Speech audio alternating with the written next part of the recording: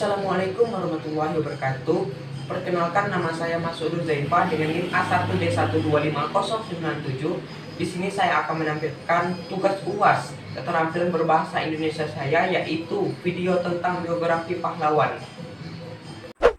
Jenderal Sudirman merupakan salah satu pahlawan terbesar dalam sejarah perjuangan bangsa Indonesia.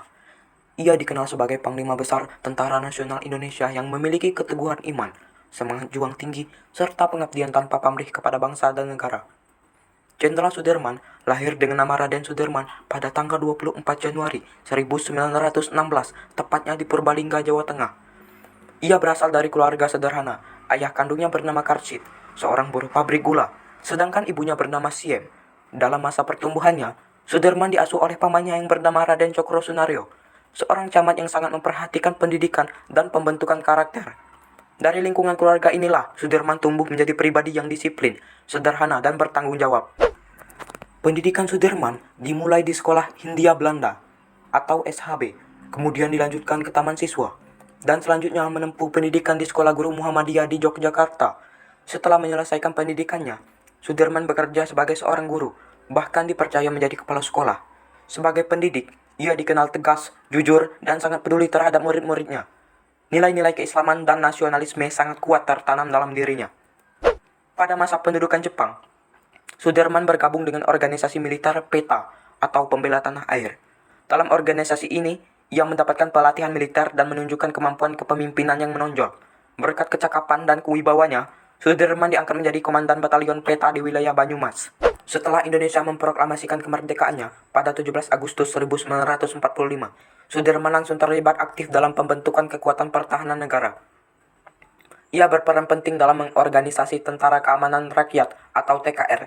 Pada tanggal 12 November 1945, melalui sebuah konferensi di Yogyakarta, Sudirman terpilih sebagai Panglima Besar TKR dalam usia yang sangat muda, yaitu 29 tahun. Sebagai Panglima, Sudirman tidak hanya memimpin dari belakang, tetapi selalu berada di garis depan medan pertempuran. Salah satu peristiwa penting yang dipimpinnya adalah pertempuran Ambrawa pada tahun 1945. Dalam pertempuran tersebut, pasukan Indonesia berhasil mengalahkan tentara sekutu dan Belanda, sehingga mengukuhkan nama Sudirman sebagai pemimpin militer yang cerdas dan berani. Ketika Belanda melancarkan agresi militer II pada tahun 1948 dan berhasil menduduki Yogyakarta, kondisi kesehatan Jenderal Sudirman sedang sangat lemah akibat penyakit tuberkulosis paru-paru. Meskipun demikian, ia menolak untuk menyerah atau berdiam diri. Dengan tekad yang kuat, Sudirman memimpin perang gerilya selama kurang lebih 7 bulan, keluar masuk hutan dan pegunungan di Pulau Jawa, bahkan harus ditandu oleh para prajuritnya. Perang gerilya yang dipimpin oleh Jenderal Sudirman membuktikan kepada dunia bahwa Tentara Nasional Indonesia masih ada dan terus melakukan perlawanan. Strategi ini berhasil menjaga semangat juang rakyat Indonesia, serta menunjukkan bahwa Indonesia tidak pernah menyerah kepada penjajah. Setelah pengakuan kedaulatan Republik Indonesia, kondisi kesehatan Jenderal Sudirman semakin menurun. Ia wafat pada tanggal 29 Januari 1950 di Magelang, Jawa Tengah, dalam usia 34 tahun. Jenazahnya dimakamkan di Taman Makam Pahlawan Semaki, Yogyakarta.